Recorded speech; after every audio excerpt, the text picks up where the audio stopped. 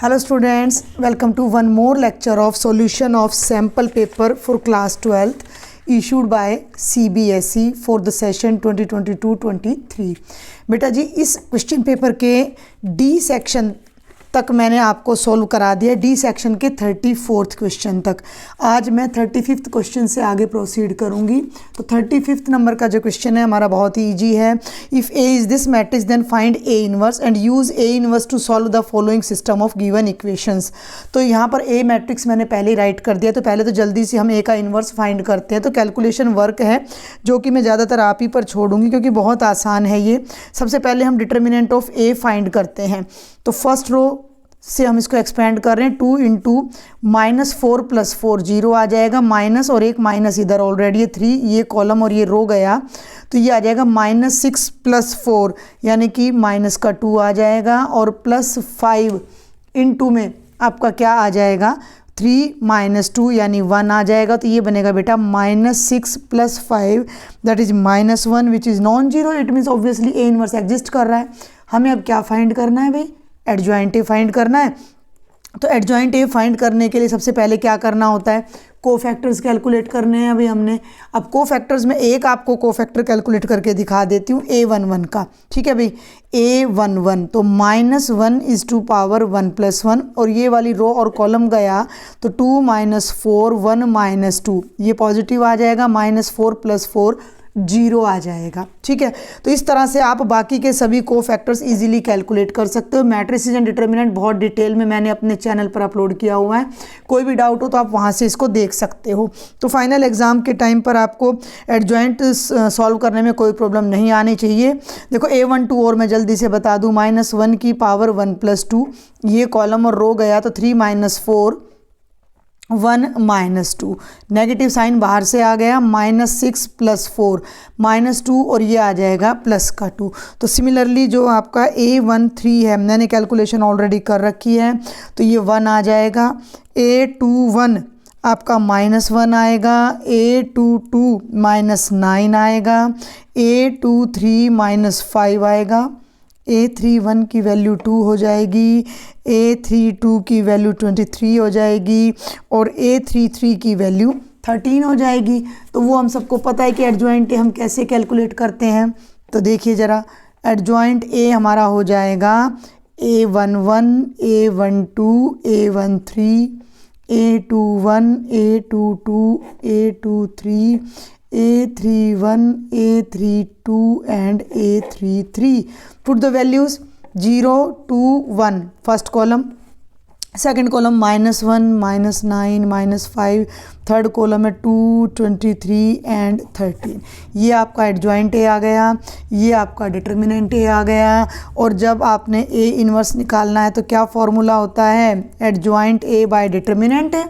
और भाई डिटर्मिनेंट तो ऑलरेडी 1 है, बस केवल क्या फ़र्क है -1 है। तो जब हम इसको -1 से डिवाइड करेंगे तो अंदर की सारी टर्म्स का साइन चेंज हो जाएगा। 0 -2 -1 195 -2 -23 और -13 ये आ जाएगा हमारा ए इनवर्स हमारे क्वेश्चन का फर्स्ट पार्ट, ठीक है भाई। अब हमें ये सिस्टम ऑफ इक्वेशंस दे रखा है जो कि ऑब्वियसली इसी मैट्रिक्स पर बेस्ड होगा, तो इसे मैं जल्दी से राइट कर देती हूँ। ये है आपको दिखाई दे रहा है स्क्रीन, हाँ जी देखिए ज़रा, 2x - 3y + 5z = 11। अगर लेक्चर समझ आ रहा है, पसंद आ रहा है तो भी चैनल को सब्सक्राइब ज़रूर कर लेना and share with your friends. तो ये आ जाएगा x + y - 2z = -3। ये जो सिस्टम ऑफ इक्वेशंस है ये आपने सॉल्व करना है। अब इसको आप you can write it as ax = b। ax = b में a क्या बन जाएगा, इन कोफिशिएंट्स का मैट्रिक्स बन जाएगा। तो a हमारा बन गया 2 3 1 -3 2 1 5 -4 -2 जो कि यही वाला मैट्रिक्स है जो हमें ऑलरेडी गिवन है और इसका डिटर्मिनेंट नॉन जीरो है। It means A inverse exist कर रहा है, तो आप इसको नाम दे सकते हो which is same as matrix number 1, ठीक है। आप टैली भी कर सकते हो, तो आप यहाँ पर लिख देना which is same as matrix number 1। इसका मतलब क्या हो गया, ए इन्वर्स एग्जिस्ट करता है, ए इन्वर्स एग्जिस्ट करता है तो जो हमारा सॉल्यूशन है दैट इज गिवन बाय, कैसे मिलेगा अब आपको ये सॉल्यूशन, देखो ज़रा सॉल्यूशन हमें मिलेगा x is equal to A inverse B से। ए इन्वर्स अभी ये फ्रेम में आपको दिखाई दे रहा है 0 -2 -1 195 -2 -23 -13 और बी होता है हमारा ये कॉलम मैट्रिक्स जो कि राइट साइड में कॉन्स्टेंट्स वाला होता है। तो 11 -5 -3 मल्टीप्लाई कर दीजिए 0 -5 और +6, ठीक है भाई आगे बढ़ो। -2 को 11 से करोगे तो -22, 9 5 जा 45 और 23 3 जा -+69 आ जाएगा। बस कैलकुलेशन वर्क बचता है अब आपका, ये हो जाएगा -11 -25 13 3 जा 39। यहाँ x का मतलब होता है कॉलम मैट्रिक्स ऑफ वेरिएबल्स यानी कि x y z। 6 में से 5 माइनस करोगे 1 आएगा और भाई 69 में से 45 माइनस करोगे तो 24 आएगा और 24 में से 22 माइनस करोगे तो आपका आंसर 2 आने वाला है, ठीक है भाई दिख रहा है ना आपको। और 39 में से 25 माइनस करोगे तो 14 आएगा और 14 में से 11 माइनस करोगे तो आपका आंसर 3 आएगा। कंपेयरिंग बोथ साइड्स x 1 है y 2 है Z3 है, ये आपका आंसर है। और आप इस आंसर को इस इक्वेशन में रफ में पुट करके वेरीफाई भी कर सकते हो भाई। जैसे मैं यहाँ 2 ये वाली फर्स्ट इक्वेशन में ले रही हूँ तो यहाँ पर मैं 1 पुट करूँ तो 2 × 1 -3 y की जगह 2 पुट करती हूँ और z की जगह 3, देखते हैं मिलता है कि नहीं। 2 - 6 + 15 15 2 17 में से 6 के 11 11 is equal to 11, both sides tally कर रहा है तो आवर आंसर इज करेक्ट। तो ये बहुत आसान सा हमारा क्वेश्चन था। आगे बढ़ते हैं। नेक्स्ट है बेटा हमारा section E. This section comprises of 3 case study passage based questions of 4 marks each with 2 सब पार्ट्स, ठीक है। हर क्वेश्चन के 2 सब पार्ट हैं। First 2 case study questions have 3 सब parts 1 2 3 of marks 1 1 and 2 respectively. जैसे ये केस स्टडी आपको दे रखी है तो इसमें 3 पार्ट है तो एक 1 मार्क का होगा, अगला भी 1 मार्क का होगा और उससे अगला 2 मार्क्स का होगा। The third case study question has 2 सब पार्ट्स ऑफ 2 2 मार्क्स ईच। तो उनको पार्ट्स में डिवाइड कर दिया गया। ओवरऑल 36 क्वेश्चन आपका 4 नंबर का है, 4 मार्क्स का है। तो देखते हैं अभी क्या है। बिल्कुल आपने ना इनको शांति से करना है सारा। अगर आपका कॉन्सेप्ट क्लियर है, एनसीईआरटी आपने अच्छे से कर रखा है तो यहाँ आपको कोई किसी तरह की प्रॉब्लम केस स्टडी में नहीं आने वाली है। बस थोड़ा सा कॉन्सेप्ट क्लियर होना जरूरी है। Read the following passage and answer the questions given below. English का पैसेज नहीं है ये। The temperature of a person during an intestinal illness is given by। कोई इंटेस्टाइन की उसको कोई प्रॉब्लम थी वो दिखाने गया तो उस दौरान जो उसका टेम्परेचर था उसे इस फंक्शन से डिनोट किया गया है। Where 0 is less than equal to x is less than equal to 12। x की वैल्यू 0 से 12 के बीच है। m being a constant where fx is the temperature in degree Fahrenheit at x days. तो पहले मैं इस फंक्शन को नोट करती हूँ, बहुत ध्यान से समझना है आपने। क्वेश्चन में कुछ भी नहीं है, वही चीज़ें हैं, जस्ट आपको घुमा फिरा के पूछा जा रहा है। 36 क्वेश्चन में आपको भैया एक फंक्शन दे दिया। फंक्शन क्या है? -0.1 x² प्लस mx प्लस है भैया प्लस 98.6, जहाँ x की वैल्यू 0 से 12 के बीच में वेरी करती है और मे बी इक्वल टू 0 और 12। समझ आ गई बात भाई। -0.1 x² प्लस mx प्लस 98.6, ठीक है, कोमा लग गया यहाँ। Is the function differentiable in interval 0 to 12, justify your answer. पहला भाग है। पहली बात तो ये पॉलिनोमियल फंक्शन है and every polynomial function is differentiable. फिर भी आप इसको डिफरेंशिएट कर दो। डिफरेंशिएटिंग बोथ साइड्स करके देखो, डिफरेंशिएशन तो हो जाएगी बट हमें इस पर्टिकुलर इंटरवल में बताना है। इस अभी क्या मतलब है वो देखिए, 1 मिनट चलिए इसको आगे ले आओ। 2x, 2 को इससे मल्टीप्लाई करोगे ये आएगा -0.2x mx, x की 1 हो जाएगी प्लस m और प्लस 98.6।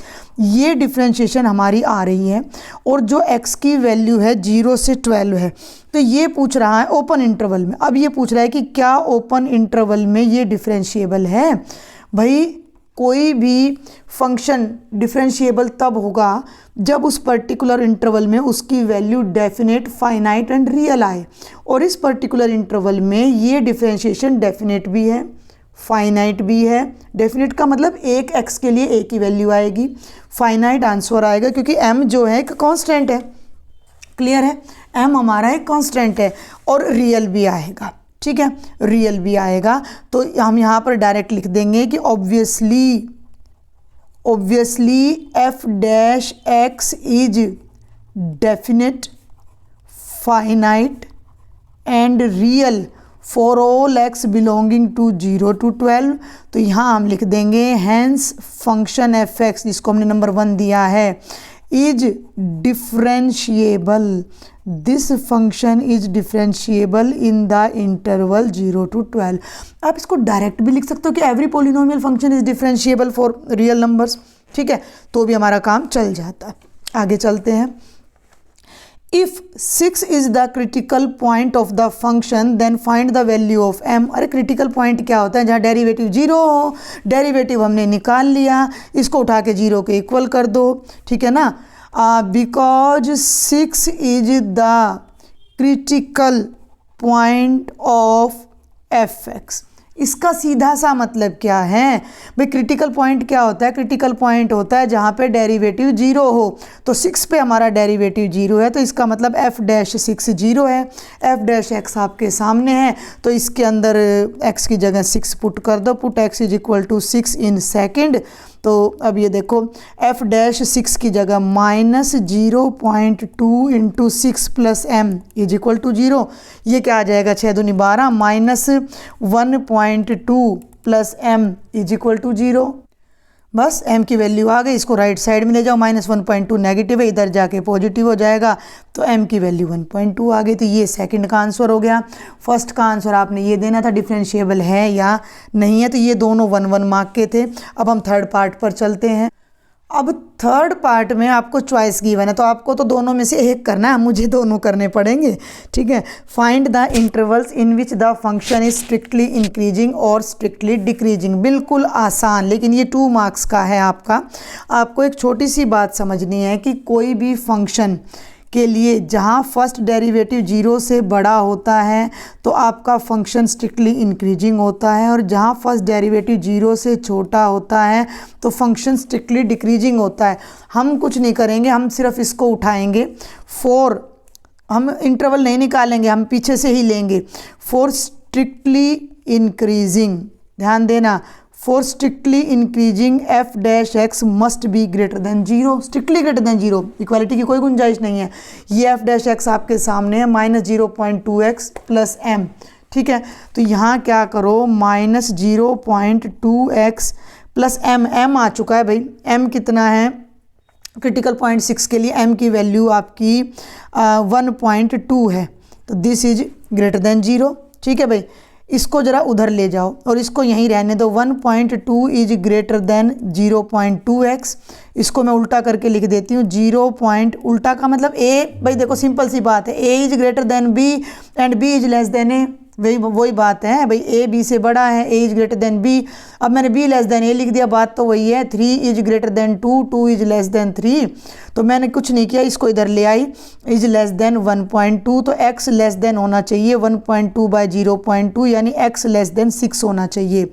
तो लेस देन 6 अगर हमारा x है तो हमारा डेरिवेटिव पॉजिटिव है और हमारा फंक्शन स्ट्रिक्टली इंक्रीजिंग है। तो 6 से लेस और ग्रेटर देन 0, तो हमारे पास डायरेक्ट क्या आ जाएगा कि f(x) is strictly increasing for the interval 0 to 6 open interval.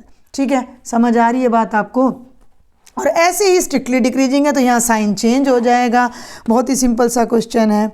For strictly decreasing f dash x 0 से लेस होना चाहिए। बिल्कुल डायरेक्ट तरीके से कर दिया मैंने, कोई इंटरवल नहीं निकाला, उस इंटरवल में मैंने कोई फंक्शन का साइन चेक नहीं किया, सिंपल तरीके से मैंने आपको निकाल के ये दे दिया है। तो f डैश x 0 से लेस हो तो -0.2x प्लस 1.2 0 से लेस होना चाहिए। इसको उधर ले जाओ तो 1.2 इज लेस देन 0.2x या 0.2x is greater than 1.2, x must be greater than 6। तो अगर x हमारा 6 से बड़ा है और 12 से लेस है तो हमारा फंक्शन क्या हो जाएगा, स्ट्रिक्टली डिक्रीजिंग हो जाएगा। ठीक है, और ये 0 to 6 नहीं आएगा भाई, 0 to 6 ओपन इंटरवल आएगा, क्लोज्ड आएगा भाई, क्लोज्ड आएगा। क्यों आएगा, क्योंकि जो हमारा इंटरवल है वो 0 to 12 क्लोज्ड इंटरवल है। ठीक है, तो यहाँ ये गलती नहीं करना, 0 to 6 और यहाँ आ जाएगा 6 to 12। ठीक है, तो ये आपका थर्ड पार्ट था, तो आपकी तरफ से तो ये कंप्लीट हो जाता है, लेकिन इसका जो सेकंड पार्ट है वो मैं बताऊंगी। आप इसको भाई ऐसे भी कर सकते हो, मेरी बात सुन लो ध्यान से। कुछ बच्चे कहें कि भाई इंटरवल से आप निकालो, तो भाई एक तरीका और होता है कि f' को 0 रखो। ये m की वैल्यू तो आ चुकी है ना, तो m की वैल्यू यहाँ 1.2 रखेंगे, तो वो तो क्रिटिकल पॉइंट बुक वाले ने बता ही रखा है, 6 है। अब इंटरवल 0 से 12 है और बीच में 6 है, तो एक इंटरवल 0 से 6 बन जाएगा और एक इंटरवल हमारा 6 से 12 बन जाएगा।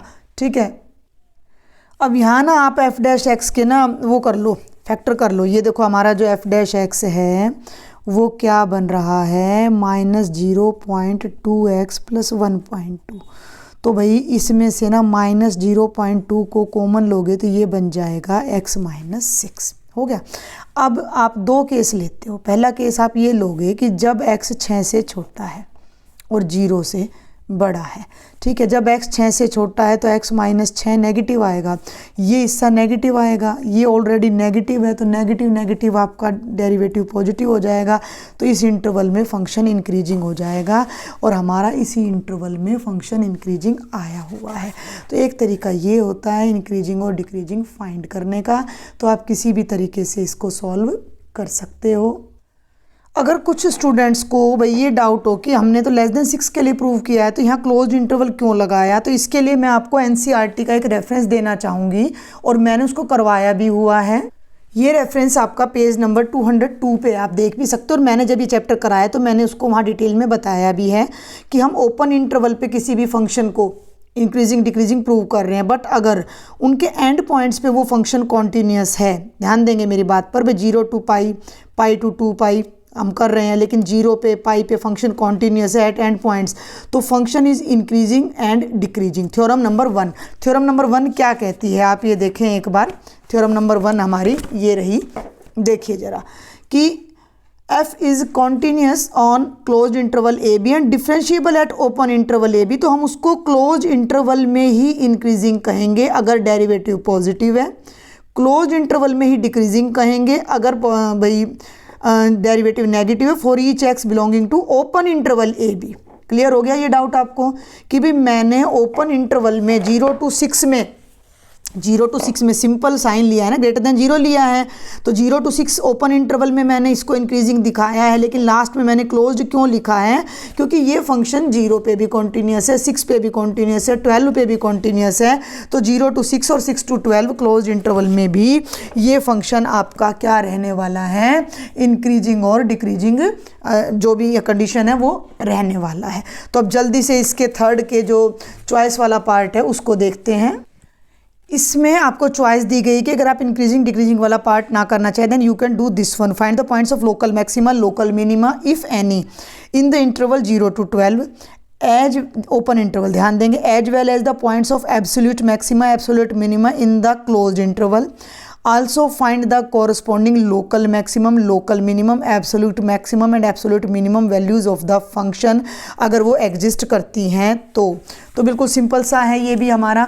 हमें जो फंक्शन है उसको हम एक बार फिर से यहाँ पर रीराइट कर लेते हैं, भाई इसी में से रीराइट कर लेते हैं, और m की वैल्यू हम 1.2 लेकर चल रहे हैं, तो ये है -0.1x² प्लस mx था, तो m की जगह मैंने लगा दिया 1.2x प्लस 98.6। सबसे पहले हम निकालते हैं मैक्सिमा मिनिमा के लिए फर्स्ट डेरिवेटिव, जो कि हो जाएगा -0.2x प्लस 1.2, जिसको हम 0 के इक्वल पुट करते हैं तो x की वैल्यू हमारी 6 आ जाती है, जो कि हमारा क्रिटिकल पॉइंट हो जाता है। ठीक है, अब हम इस पर डबल डेरिवेटिव निकालेंगे और डबल डेरिवेटिव का साइन चेक करेंगे क्रिटिकल वैल्यू पर। -0.2, 1 x का डेरिवेटिव 1 हो गया, इसका डेरिवेटिव 0 हो गया। अब 6 पुट करो इसके अंदर, जब हम x को 6 पुट करते हैं तो डबल डेरिवेटिव फिर भी 0.2 ही रहेगा, यानी नेगेटिव ही रहेगा।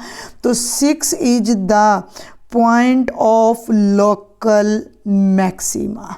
ठीक है, लोकल मिनिमा का हमें कोई भी पॉइंट नहीं मिल रहा है क्योंकि एक ही क्रिटिकल पॉइंट आ रहा है और उस एक ही क्रिटिकल पॉइंट पे डेरिवेटिव नेगेटिव आ रहा है। जहाँ derivative negative, double derivative negative होता है वो लोकल मैक्सिमा का पॉइंट हो जाता है। समझ आ गई बात? तो there is no point of local minima. आप ये भी लिख सकते हो, there is no point of local minima, क्योंकि भाई उसने दोनों बातें पूछी हैं। अब उसने कहा था कोई पॉइंट हो लोकल मैक्सिमा का, तो बताओ भाई लोकल मैक्सिमा का लोकल मिनिमा का पॉइंट बता। लोकल मैक्सिमा का पॉइंट 6 आ गया, लोकल मिनिमा का कोई पॉइंट नहीं है, वो पॉइंट हमारे इंटरवल को बिलोंग भी कर रहा है। अब उसने ये भी कहा कि कोरस्पॉन्डिंग लोकल मैक्सिमम या मिनिमम वैल्यू बताओ, तो पहले इसी को बता दो। लोकल मैक्सिमम वैल्यू कैसे निकलेगी? फंक्शन में 6 पुट कर दो। ठीक है, तो -0.1 इंटू 6 का स्क्वेयर 1.2 इंटू 6 प्लस 98.6, ये कैलकुलेशन करनी पड़ेगी। 6 का स्क्वेयर होएगा भाई 36, 36 को 1 से करोगे तो 36, लेकिन डेसिमल एक ही जगह है तो माइनस का 3.6 आ जाएगा। 12 × 72 होता है, 7.2 आ जाएगा प्लस 98.6। इसको मैं ज़रा अलग से एक बार यहाँ कैलकुलेट कर लेती हूँ। 98.6 और 7.2 को ऐड कर दो, 105.8 आया और उसमें से 3.6 माइनस कर दो, 102.2। ठीक है भाई, 102.2 is the local maximum value. अब जब एब्सोल्यूट की बात आती है तो हमें क्लोज्ड इंटरवल दे रखा है, तो भाई उस क्लोज्ड इंटरवल में ये देखो 0 पे भी वैल्यू निकालेंगे, 12 पे भी और 6 पे भी, तीनों पे वैल्यू निकाल के जो वैल्यू सबसे कम होगी वो लोकल मिनिमम हो जाएगी, नहीं एब्सोल्यूट मिनिमम हो जाएगी, जो सबसे ज़्यादा होगी वो एब्सोल्यूट मैक्सिमम हो जाएगी। तो हमारे पास 3 पॉइंट्स हैं।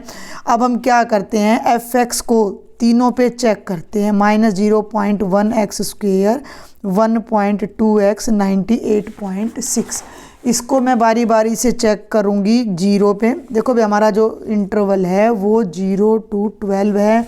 Point of inflection critical point हम निकाल चुके हैं पहले, तो 0 पे रखोगे तो 0 + 0 + 98.6 आ गया। 6 पे वैल्यू अभी अभी आपके सामने मैंने निकाली है, तो फिर से निकालने, ये 102 है भैया, हर बार ये 102.2 है। कितने पर वैल्यू? 6 पर वैल्यू। और जब x की वैल्यू 12 है तो थोड़ा सा ये आपको लंबा पड़ेगा, but we have to calculate, भाई करना है कैलकुलेशन, तो यहाँ रख दो। -0.1 इंटू 12 का स्क्वेयर 1.2 इंटू 12 प्लस 98.6। 12 का स्क्वेयर 144, 144 को 1 से करोगे 144, माइनस 14.4 आ जाएगा। 12 12 फिर से 144, ये भी 14.4 आ जाएगा। 98.6 दोनों कैंसिल हो गए, तो ये तो 98.6 तो हो गई एब्सोल्यूट मिनिमम, जो कि 2 पॉइंट्स पर आ रही है, 0 पे भी और 12 पे भी। यहीं लिख देती हूँ मैं, ये हो गई एब्सोल्यूट मिनिमम, ये भी हो गई एब्सोल्यूट मिनिमम, और ये हो जाती है एब्सोल्यूट मैक्सिमम। तो इस बात को आप कंक्लूड करके लिख देना। पॉइंट ऑफ एब्सोल्यूट मैक्सिमा तो 6 हैं, और भाई पॉइंट ऑफ एब्सोल्यूट मिनिमा 0 भी है और 12 भी है, और एब्सोल्यूट, ये समझ जाना मैं साथ साथ बोल रही हूँ, मैक्सिमम वैल्यू 102.2 है और एब्सोल्यूट मिनिमम वैल्यू 98.6 आ जाती है। तो ये था आपका case study base question number 36। आगे बढ़ते हैं, अब हम चलते हैं बेटा question number 37, case study number 2। Read the following passage and answer the questions below. आप ये देखो कि भाई देखो मेरे पास ब्लैक एंड वाइट प्रिंट है, ये एक एलिप्टिकल अपना स्पोर्ट फील्ड है।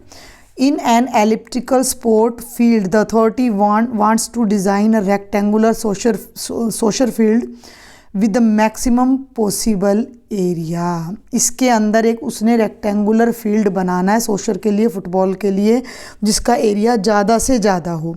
The sport field is given by the graph of this, यानी कि जो आपका मेन फील्ड है जिसमें उन्होंने सोशल फील्ड बनाना है वो तो है भैया एलिप्टिकल। ठीक है, ये हो गया एक्स एक्सिस आपका ये हो जाता है वाई एक्सिस आपका, और ये आपका एलिप्स है, मान लीजिए ये आपका एलिप्स है, ठीक है। ये एक्स एक्सिस, ये वाई एक्सिस। तो इक्वेशन ऑफ एलिप्टिकल फील्ड क्या है, X square by A square plus Y square by b square is equal to 1, and we all know that a is always greater than b in these type of equations। अब ये कह रहा है कि इसी के अंदर ना एक रेक्टेंगुलर फील्ड बनाना है, थोड़ा सा सिमेट्रिकल नहीं है फिगर, तो आप उसके साथ कॉम्प्रोमाइज़ कर लेना, क्लियर।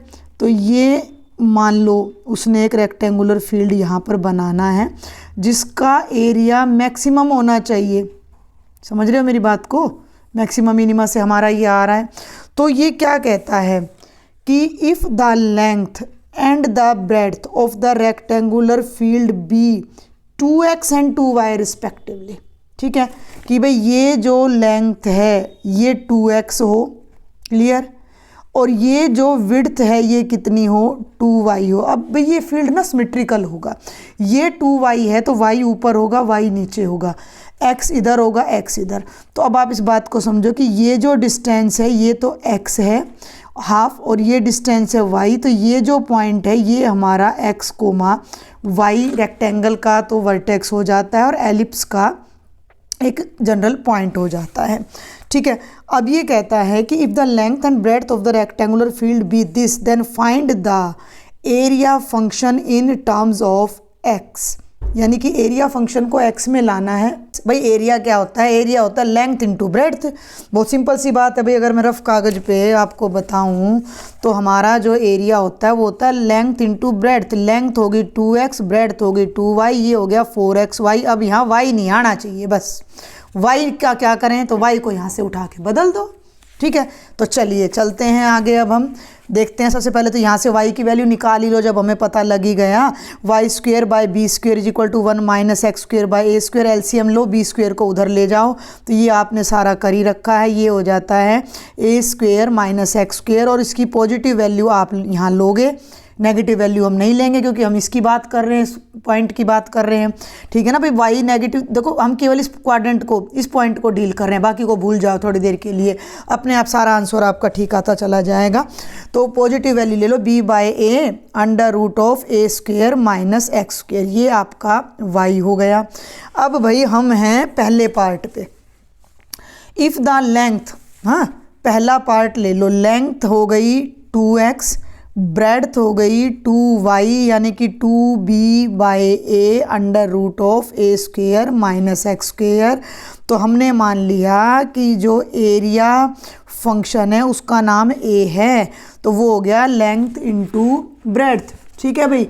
एरिया फंक्शन हो गया a, length into breadth, length हो गई 2x, ब्रेड्थ हो गई 2y, 2 2 जा 4x, और y की जगह देखो 2 2 जा 4। अब एक बात का ध्यान रखना पड़ेगा कि ये 2y की वैल्यू थी, ठीक है, और 2 मैं पहले यहाँ लेके आ चुकी हूँ, तो ये हो जाएगा b by A under root of A square minus x square.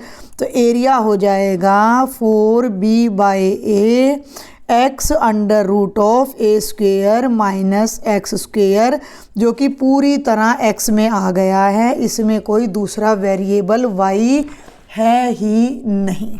हो गया, तो ये हमारे फर्स्ट पार्ट का आंसर आ गया, जो कि 1 मार्क का है, ये भी 1 का पाएगा, ये 2 का पाएगा। सेकंड क्या कहता है, find the critical point of the function. अब भाई क्रिटिकल पॉइंट का क्या मतलब है कि इसके डेरिवेटिव को निकालो और 0 के इक्वल रख दो। अच्छा, यहाँ आपने ना ये ज़रूर मेंशन कर देना है कि इस इंटरवल के लिए जो x की जो हमारी वैल्यू होगी वो 0 से a के बीच होगी। 0 से, देखो ना ये 0 है, ओरिजिन है, दिख रहा है आपको, इसका जो मेजर एक्सिस की लेंथ है वो 2a है, तो ये पूरी डिस्टेंस कितनी है, a है, तो ये पॉइंट हमारा a, 0 है, तो x की वैल्यू मिनिमम 0 होएगी और मैक्सिमम a, इनके बीच में ही तो ये डिस्टेंस हमारी बन रही है ना, तो x की वैल्यू 0 से a के बीच में लाई करेगी।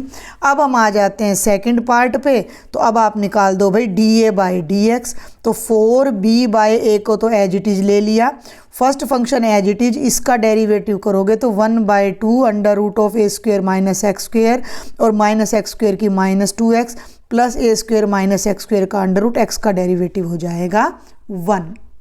इसको फर्दर सॉल्व कर दो भाई, 4b/a, इसको तो इससे मल्टीप्लाई करो, माइनस नहीं 2 से तो 2 कट गया भाई, 2 से 2 कैंसिल हो गया, माइनस एक्स स्क्वेयर, और ये यहाँ जाएगा एलसीएम में तो plus A square minus x square, और डिनोमिनेटर में आ जाएगा a square minus x square का अंडर रूट। तो ये हो गया 4b/a A square minus 2x square by A square minus x square का अंडर रूट। ठीक है, अब हमें इसको इक्वल टू 0 पुट करना है। देखो भाई, अब जब इसको इक्वल टू 0 पुट करेंगे तो ये तो 4ba, ये कुछ भी नहीं आएगा, डिनोमिनेटर भी नहीं, केवल ये इक्वल टू 0 आएगा हमारा। हाँ, फॉर क्रिटिकल पॉइंट हम क्या करेंगे, da/dx को 0 रखेंगे, तो इसका मतलब केवल ये वाली वैल्यू, न्यूमरेटर 0 आएगा ना, b और a 0 हो गए तो भैया एलिप्स ही नहीं बनेगा। समझ रहे हो मेरी बात को, 4 तो नॉन जीरो है, b और a 0 हो गए, एलिप्स नहीं बनेगा, डिनोमिनेटर 0 हो नहीं सकता, तो इसका सीधा सा मतलब है a square minus 2x square is equal to 0, 2x square is equal to a square, x square आ जाएगा a स्क्वेयर बाय 2, और हम x की केवल पॉजिटिव वैल्यू लेंगे क्योंकि हमने बता दिया x यहाँ पर 0 से a के बीच है। तो जब तुम यहाँ करोगे ना तो plus minus under root a/2 आएगा, लेकिन जो हमारा x है वो 0 से a के बीच है, तो x की वैल्यू अंडर रूट a/2 आ जाएगी, which is this is the critical point. This is the critical point. मैं पूरी कोशिश कर रही हूँ कि आपको बहुत अच्छे से मैं समझा सकूँ, और अगर थोड़ा भी मेरा लेक्चर आपको समझ आ रहा है तो भाई ज़रा एक सब्सक्राइब का बटन होता है नीचे ऐसे लिखा रहता है, उसको प्रेस कर दीजिएगा, and share with your maximum friends. ठीक है, और कोई भी डाउट है तो then join me on Telegram और ऑन द व्हाट्सएप। ठीक है, आगे बढ़ते हैं। अब इसके थर्ड पार्ट में फिर से choice they the, use first derivative test to find length 2x and width 2y of the Saussure field in terms of a and b that maximize its area। भाई ये मैक्सिमा मिनिमा सब आपने कर रखा है। हमारा एरिया मैक्सिमम हो उसके लिए लेंथ और ब्रेड्थ निकालनी, यानी कि आपने x और y की वैल्यू निकालनी है और उसको इसमें पुट कर देना और बताना है कि कौन सी लेंथ और ब्रेड्थ पे हमारा एरिया मैक्सिमम हो जाएगा। लेकिन आपने यूज करना है फर्स्ट डेरिवेटिव टेस्ट। ठीक है, तो फर्स्ट डेरिवेटिव भाई आपका यहाँ पर निकल चुका है। तो फर्स्ट डेरिवेटिव को मैं थोड़ा सा एक बार और अच्छे से वो कर दूं, क्योंकि जब x की वैल्यू a/√2 आ गई, ये तो हो गया क्रिटिकल पॉइंट, तो आपके दो इंटरवल बनेंगे, √a/2 से छोटा और √a/2 से बड़ा, जिस पे हमें इसका साइन चेक करना है। तो यहाँ अब हम इसको फैक्टराइज करेंगे क्योंकि सारा साइन यहीं पर हमारा डिपेंड करेगा। तो da/dx में से हम क्या करने जा रहे हैं, माइनस कॉमन लेने जा रहे हैं। देखना हम क्या कर रहे हैं, 4b/a माइनस कॉमन लिया तो ऊपर बन गया 2x square minus a square by a square minus x square का अंडर रूट, फिर इसमें से 2 कॉमन लिया तो ये हो गया 8b/a, ये बन गया x स्क्वेयर और ये बन गया a स्क्वेयर बाय 2, नीचे आ गया a square minus x square का अंडर रूट। इस पे ध्यान देना, ए स्क्वेयर माइनस बी स्क्वेयर, ए माइनस बी, ए प्लस बी करके इसके फैक्टर हो जाएंगे। देखो एक बार भाई, ये है X square minus A square by 2, ये बन गया एक्स का स्क्वेयर, और ए बाय रूट, ये मैंने यहाँ भी गड़बड़ की है शायद, हाँ जी बिल्कुल, ये देखो एक बार √2 यहाँ आएगा, यहाँ भी मैंने गड़बड़ की है क्योंकि स्क्वेयर हटाओगे ना तो a ऊपर आएगा और नीचे √2 आएगा, तो ये वैल्यू आपकी a/√2 आने वाली है। ठीक है, मैं इसको दोबारा रीराइट कर देती हूँ, a/√2 is the critical point, क्योंकि इसका स्क्वेयर करोगे ना तो a आएगा और ये आपका क्या आ जाएगा, √2 आ जाएगा, और ये इस इंटरवल को हमारा बिलोंग कर ही रहा है। तो यहाँ पर a square minus B square है तो ये बन जाएगा x प्लस a/√2 और x माइनस a/√2। अब हमें ना ग्रेटर देन और लेस देन के साइन चेक करने में आसानी रहेगी, तो इसको मैं फैक्टराइज करके नेक्स्ट पेज पर लिखती हूँ। तो ये आ जाएगा बेटा da/dx is equal to minus 8b/a x plus a/√2 x minus a/√2 divided by a square minus x square का under root, and x is equal to a/√2 is the critical point. ठीक है। तो अब हमारे पास दो case आ जाते हैं। हाँ, पहला केस आ जाता है कि x जो है वो 0 से a/√2 के बीच में है, और दूसरा केस आ जाता है कि x जो है वो a/√2 और a के बीच में है, क्योंकि हम ऊपर कह चुके हैं कि x की वैल्यू 0 से a के, 0 तो हो नहीं सकती भाई, 0 होगी तो रेक्टेंगल नहीं बनेगा, और a हो नहीं सकती तब भी रेक्टेंगल हमारा पॉसिबल नहीं है। ठीक है। अब इन दोनों केसेज में हम इस डेरिवेटिव का साइन चेक करते हैं। तो पहला केस ले लो कि जब x 0 से a/√2 को बिलोंग कर रहा है, तो इसका मतलब x a/√2 से छोटा है। छोटा है तो इसको इधर ले आओ, तो x माइनस a/√2 क्या हो जाएगा, नेगेटिव हो जाएगा। अब मेरी बात ध्यान से सुनना भाई, ये तो पॉजिटिव रहेगा, ये हमारा पूरा फर्स्ट डेरिवेटिव है, हमने इसका साइन चेक करना है इस इंटरवल के लिए। ठीक है। तो माइनस ये सारा पॉजिटिव रहेगा, इसको अगर आप ध्यान से देखोगे तो ये हिस्सा भी आपका पॉजिटिव रहना है। क्यों, देख लो भाई, ये जो x है ये हमारा a/√2 से कम है। ठीक है। देखो मैं इसको आपको समझाने की कोशिश करती हूँ कि इसकी वैसे कोई ज़रूरत है नहीं, अंडरस्टूड है ये। देखो x a/√2 से छोटा है, हमें यहाँ पहुँचना है, तो x² a²/2 से छोटा है, तो -x² -a²/2 से बड़ा हो जाएगा। अब दोनों तरफ a² ऐड कर दो, ध्यान देना मेरी बात पे, 2 1 जा 2, 2 में से 1 गया तो a²/2, a² minus x² a²/2 से बड़ा है, तो इसका अंडर रूट इसके अंडर रूट से, यानी 0 से बड़ा है। तो ये वैल्यू पॉजिटिव है, ये पॉजिटिव है, ये पॉजिटिव है, ये पॉजिटिव है, ये भी पॉजिटिव आएगा, केवल ये नेगेटिव है। समझ में आ गई मेरी बात। तो जो dA/dx की जब हम बात करते हैं तो माइनस ये पॉजिटिव, ये वाली टर्म भी पॉजिटिव, ये वाली टर्म नेगेटिव और ये वाली टर्म पॉजिटिव, तो ओवरऑल dA/dx क्या हो गया, ग्रेटर देन 0 हो गया। ओवरऑल dA/dx पॉजिटिव हो गया कब, जब x की वैल्यू 0 से a/√2 के बीच में है। एक बार इसको फिर देखिए कि जब x = a/√2 हमारा क्रिटिकल पॉइंट है, तो हम करते क्या हैं एक्चुअल में कि भाई ये हमारा पूरा इंटरवल है 0 से लेकर a तक, और a/√2 समहाउ बीच में कहीं भी आ रहा है, तो हम जो हमारा क्रिटिकल पॉइंट होता है, ठीक है, उससे पहले फंक्शन का बिहेवियर और उससे बाद के फंक्शन का बिहेवियर देखते थे। तो हमने दो इंटरवल यहाँ लिए, x belongs to 0 to a/√2 और a/√2 to a। जब हम इस इंटरवल को देखते हैं तो x belongs to 0 to a/√2, x is less than a/√2, तो x माइनस a/√2 नेगेटिव हो गया। अब हम इस पूरे फंक्शन पर जब आ रहे हैं तो मैंने आपको बता दिया कि ये पॉजिटिव है, ये पॉजिटिव है, ये पॉजिटिव, तो पूरे फंक्शन का साइन पॉजिटिव आ रहा है इस इंटरवल में। इसका मतलब है कि area function is increasing on the interval 0 to a/√2, यानी कि ये कुछ ऐसे बढ़ रहा है। अब इसका दूसरा पार्ट ले लेते हैं। भाई आपने क्या देखा था, आपने जो फर्स्ट डेरिवेटिव टेस्ट अगर आपको याद हो तो फर्स्ट डेरिवेटिव टेस्ट में बेटा हम क्या करते थे कि डेरिवेटिव को 0 रखते थे, पॉइंट ऑफ इन्फ्लेक्शन हमारे आ जाते थे। मान लो x1 ले लिया हमने, अगर x1 से पहले फंक्शन इंक्रीज होकर डिक्रीज हो रहा है, यानी कि f' पहले पॉजिटिव है और बाद में नेगेटिव हो रहा है, तो ये पॉइंट ऑफ मैक्सिमा हो जाता था।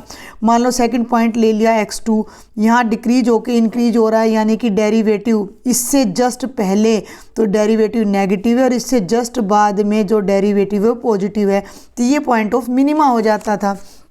तो a/√2 हमारा पॉइंट था, उससे पहले मैंने साइन देखा डेरिवेटिव का तो पॉजिटिव आ रहा है।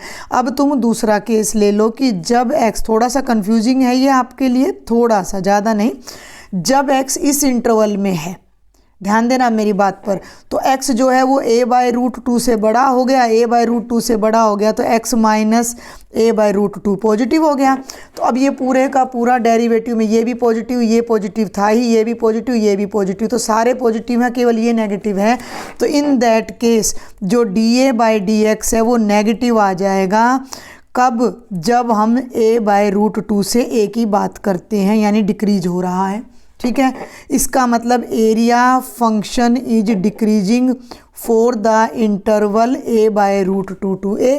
इस इंटरवल में एरिया फंक्शन हमारा डिक्रीज हो रहा है, तो इंक्रीज होकर डिक्रीज हो रहा है, तो जो पॉइंट ऑफ इन्फ्लेक्शन है ये हमारा पॉइंट ऑफ मैक्सिमा बन गया।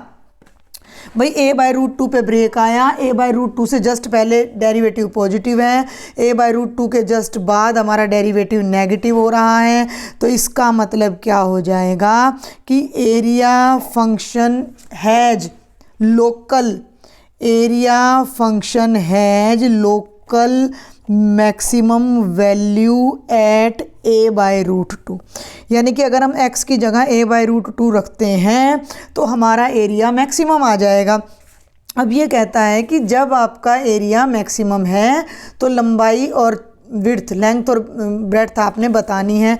तो जो लेंथ है हमारी वो हो जाएगी 2x, यानी कि 2 into A by root two से 2 कट जाएगा तो रूट 2a, ये तो लेंथ आ जाएगी। और अब हम बात करें विड्थ की b की, तो वो 2y है और 2y की वैल्यू, अब ज़रा वापस आ जाओ यहाँ, 2y की वैल्यू ये है 2b by A under root of A square minus x square, 2b by A under root of A square minus x square. तो 2b बाई ए और एक्स स्क्वेयर, ध्यान देना भाई, एक्स की value a by root two है तो x square की value आ जाएगी ए स्क्वेयर बाई 2। तो ये आ गया 2b by A, 2a square में से ए स्क्वेयर माइनस करेंगे ए स्क्वेयर, ध्यान देना ए स्क्वेयर का अंडर रूट ए आएगा। और ये जब हम इसको कोई स्क्वेयर नहीं कर रहे हैं तो अंडर रूट से बाहर आएगा तो रूट 2, ए से ए कट गया और ये आ जाएगा रूट 2b हमारा आ जाएगा।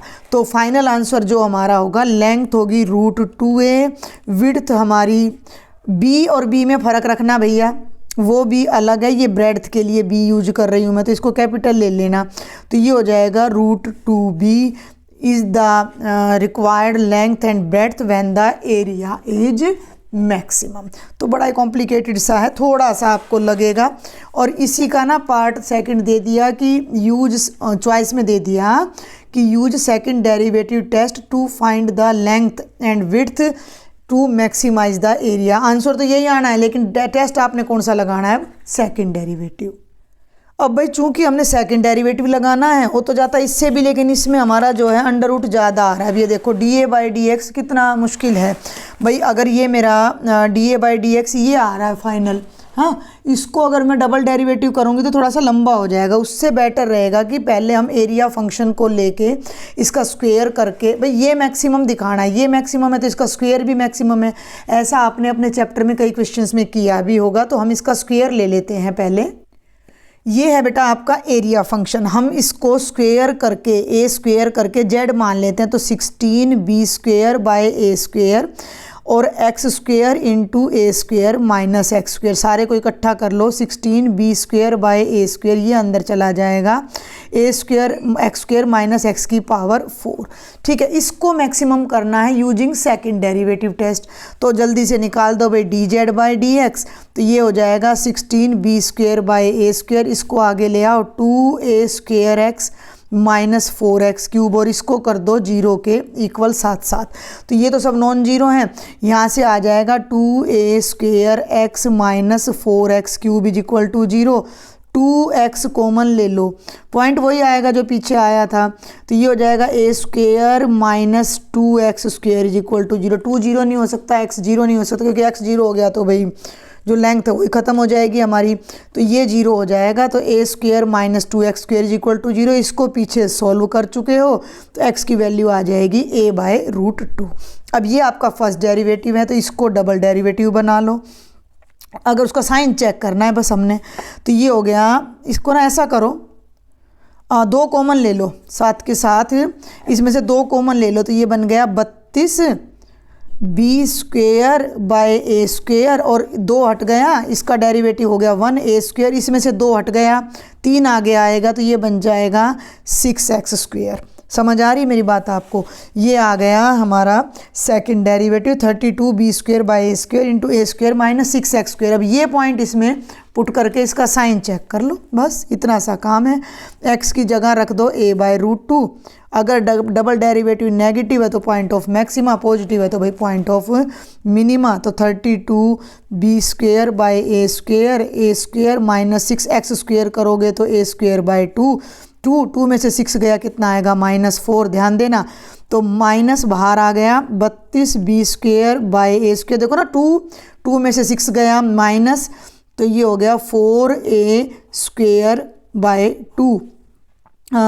2 2 जा 4, a² से a² कट गया, ये आ गया -64b², जो कि नेगेटिव। और जब डबल डेरिवेटिव नेगेटिव है तो हमारा जो z है वो मैक्सिमम है, z मैक्सिमम है तो एरिया मैक्सिमम है। एरिया मैक्सिमम कब है? जब x की वैल्यू a/√2 है।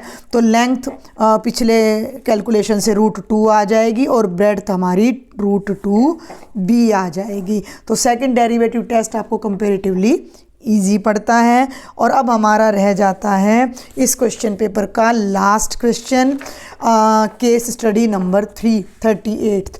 Read the following passage and answer the questions given below, जो कि प्रोबेबिलिटी पर बेस्ड है टोटली ये हमारा। There are 2 anti-aircraft guns named as A and B। ये A है और भाई ये हमारी B है। The probabilities that the shell fired from them hits an airplane are 0.3 and 0.2 respectively। A बंदूक A जो है वो फायर करता है तो ये क्राफ्ट हिट हो जाएगा, उसकी प्रोबेबिलिटी 0.3 है।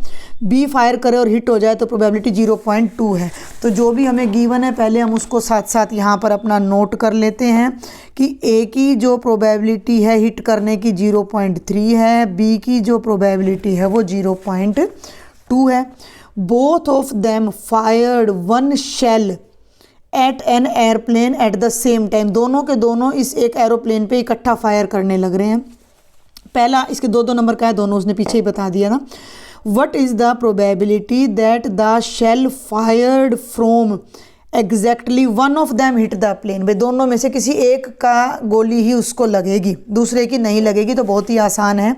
ए की प्रोबेबिलिटी दे रखी है तो ए बार की निकाल दो 0.7, बी बार यानी बी की गोली हिट नहीं करेगी तो ये हो जाएगी 0.8। अब पहला पार्ट ले लो कि fired from exactly one of them hit the plane, तो बिल्कुल सिंपल सा है ये। तो exactly one of them hit the plane, तो क्या होगा? एक हिट करेगा तो बी नहीं करेगा और बी हिट करेगा तो ए हिट नहीं करेगा। सिंपल सी बात है। मल्टीप्लिकेशन थ्योरम अपनी अप्लाई कर दो। इंडिपेंडेंट इवेंट्स हैं ए बी बार, यूनियन का मतलब प्लस हो जाएगा बी ए बार, इनको अलग अलग कर दो। Probability of A, probability of B bar, probability of B और probability of A bar. A की प्रोबेबिलिटी 0.3 है, बी की बी बार की 0.8 है, बी की 0.2 है और भाई ए बार की 0.7 है। 8 × 24, 0.24, 7 दूनी 14, 0.14 और ये हमारी आ जाएगी। दोनों को जब हम ऐड कर देंगे तो 0.26 नहीं 4 4 8 3, तो ये आ जाएगी 0.38। बिल्कुल डायरेक्ट हमने इसको कर दिया, कुछ भी करने की यहाँ पर ज़रूरत नहीं है। अब हम इसके सेकंड पार्ट पे आ जाते हैं। इसको थोड़ा आपने ध्यान से करना है। If it is known that, भाई नोन जहाँ जाता है तो हम ज़्यादातर बेस थ्योरम पर डिपेंड करते हैं या फिर कंडीशनल प्रोबेबिलिटी। नोन का मतलब conditional. If it is known that the shell, second part देखो बेटा, if it is known that the shell fired from exactly one of them hit the plane, यानी कि ये वाला केस हमें नोन है। नोन जहाँ जाए वह कंडीशनल प्रोबेबिलिटी लग जाती है। Then what is the probability that it was fired from B. केवल 2 इवेंट हैं, मान लो एक को ए मान ले एक को बी मान ले, तो ए बाई बी हमने निकालना है। तो ये इवेंट हमें नोन है जो कि ऊपर हम यहाँ पर इसकी प्रोबेबिलिटी फाइंड कर चुके हैं। सुने ध्यान से, तो हमने इसको ई मान लिया। Let E be the event that exactly one of them hit the plane, और इसकी प्रोबेबिलिटी अभी अभी हमने निकाली है 0.38। ठीक है, ये हमें गिवन है, ये हमें गिवन है। Then what is the probability that it was fired from B, तो इसको एफ मान लो कि भाई गोली लगी प्लेन को। ठीक है, तो it was fired from B कि हम यहाँ लिखेंगे shell was fired from B, इसको एफ मान लिया। ठीक है। अब इसकी वजह से हमारे पास कोई प्रोबेबिलिटी है नहीं, और हमने करना क्या है, पहले इसको समझने की कोशिश करो कि ई हो गया और एफ हो गया। अब हमें नोन क्या है, ये नोन है, ई नोन है, हमें इसकी प्रोबेबिलिटी निकालनी है, तो एफ बाई ई एक्चुअल में हमने निकालना है। ठीक है, इसको एक बार डिटेल में लिख भी सकते हो कि भाई यही बात आप लिख सकते हो कि the probability that if it is known that exactly one of the hit the plane that it is fired from B. कि किस चीज़ की हम प्रोबेबिलिटी तो मैंने लिख ही दिया है, probability that the shell was fired from B, और ये हमें गिवन है कि एग्जैक्टली एक ही जो है वो उसको हिट कर रहा है। मैंने एक बार ये थोड़ा सा लिख दिया है यहाँ आपके लिए। तो इसका फॉर्मूला हमारा क्या होता है, एफ इंटरसेक्शन ई की प्रोबेबिलिटी बाय ई की। अब ई की प्रोबेबिलिटी तो आपके सामने है, 0.38 है। अब एफ इंटरसेक्शन ई का क्या मतलब है, पहले इसको फाइंड और कर लो, सवाल आपका हो गया उसके बाद। तो भाई एफ इंटरसेक्शन ई का मतलब है कि बी ने फायर किया और एग्जैक्टली एक की ही गोली लगी। अब बी ने फायर कराया तो बी की ही गोली लगेगी। ये किस चीज़ की प्रोबेबिलिटी है कि B fired and hit the plane. समझ में आ गई बात, ए की गोली नहीं लगी तो बी की लगी और ए की नहीं लगी, इस चीज़ का आपने ध्यान रखना है। तो प्रोबेबिलिटी ऑफ ए बार, अब बी के हिट करने की प्रोबेबिलिटी जो है आपकी वो 0.2 है और ए के ना करने की 0.7 है, तो ये 0.14 आ गई। दोनों वैल्यूज़ को यहाँ पे पुट कर दो, ये हो जाएगा, डेसिमल हट जाएगा, 2 7 जा 14, 7/19 आपका आंसर आ जाता है यूजिंग द कंडीशनल प्रोबेबिलिटी। तो ये था भाई आपका CBSE द्वारा जारी किया गया कंप्लीट सैम्पल पेपर। थोड़े से केस स्टडी बेस्ड क्वेश्चन थोड़े टिपिकल हैं, लेंथी हैं, बट आप प्रैक्टिस करते हो तो अच्छे से हो जाएगा। और अगर लेक्चर पसंद आए तो जल्दी से सब्सक्राइब कर देना, शेयर कर देना। इसके बाद मैं आपको सैम्पल पेपर्स और भी करवाने जा रही हूँ ओसवाल के, ठीक है, समझ रहे हो ना। तो जल्दी से जल्दी अपने फ्रेंड्स को शेयर करें ताकि वो भी इन सैम्पल पेपर्स से बेनिफिट ले सकें। Thank you.